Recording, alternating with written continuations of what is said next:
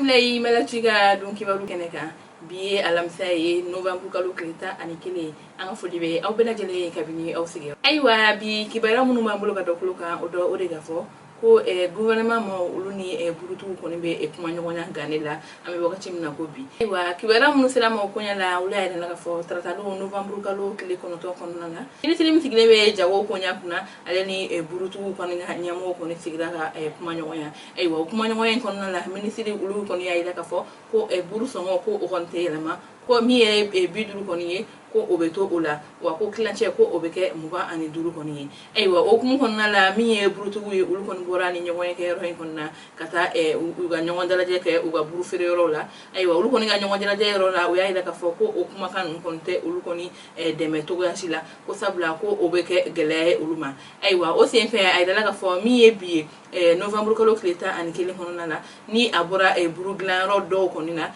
buru kon te ga fere anga bitugu kon sa o ya la sega sega lu kon te wole blala mi ko ni burufre lo ko ni ga nyama ni o yu kwa sendi ga nyama ko ale ko ni aida ka fo ko ambe wakati mina ko bi ko ulu te sega kuma kan chonjo conform ma we folo ko sabla ko ulale no kan kan nyongo ye bado ke eni ko nyina wa ko ni mi borola uno da ankluka ay wanga aida ka fo ko ale ko ni nyabe mina ni ko ina ko re ka fo ateme burutu ko ni mi kata barabla la kudai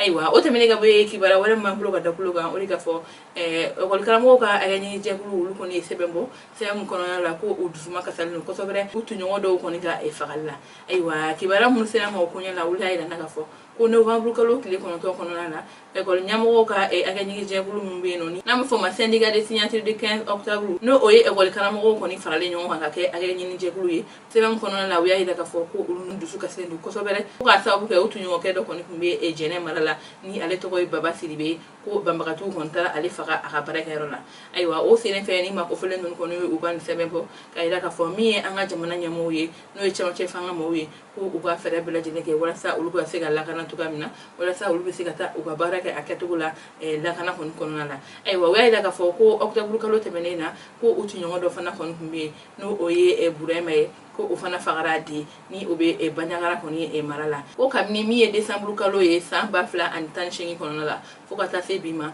ko egol karamogo bade ne be no nutununa wa ko do fana be no ulu bona no nila ka sawke la kana balia okumi ko ori se fe ulu koni be minine anga gouvernement ma o fe o ba fera bela jeli ke wala o be seka ulu la kana o baraka yoro la aywa o temene ga be kibara wala mamblu ga doklo ga la kana balia okum kono la ay dara ka fo ko bagasi marala ko tama mobli fla koni be no ulu na kono ma ba koni tununa aywa kibara munu sela ma ko nyala ule ay dana ka fo ko mi novembre kalo kleta kono lai ko bangasi ale ni banyagala ko ni franchela dugu do be no ko paru o kera fela la tama mobli fla ko ni be no ko bamagati ko ni nana o tama mobli ko ni mine ana kono ma be katana aywa ambe wakati mina ko bi mamunu ko ni tama mobli kono ko mashi tu kibara do ko usomo ko ni sila ne ko sobre ko sabla ubu wele uba ndega dulu serola oni mado nga sega sega lu ko ni be sina wala sani ma ko fele ni be sega singata uba so to yamina aywa kibara kunjela kibara mambulo ka dokuluka o de ka fo alibi la kana balia ko ni okun kono la ay la ka fo ko seware ale ni gawchela la ko tama mobli duru kon be no ko bingal wala do tara ka nyasuma aywa kibara msela ma okun kono la ula ida na ka fo ko novembre kalo kile kono to kono la seware ale ni gawchela la ni tama mobli duru ko ni ko bamagatu ko ni bamagati wala do taka nyasuma aywa ida ka fo ko ulu ko ni tama mobli no bela jela ko ka soro kata ukono la laje mama kon be ni tama mubli nun kon kono kata ubulu la fembe la jelo menula ina fo wari telefoni ani bulu la fe kon be no ni na fabala wi amne ni makofu wa ko am wakati mna bi ni makofu nun kon sila ka bo bamba tu kon bulu ngamba ila la ka fo ko kamni wakati ja se wara ale ni gawo kon chelala ko anga sini tu kon te ka tu mubli tu kon go ka tu ubla uwa chiula aywa ila la ka fo fana ko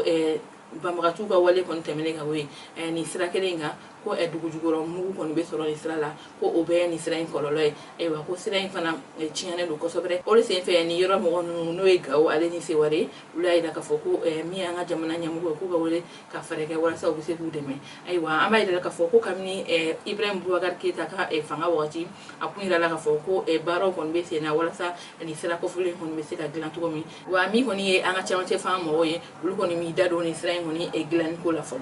ambali ma woni ni kunye anga bi kibaro ga doklo ha oni ci ko kuluma jola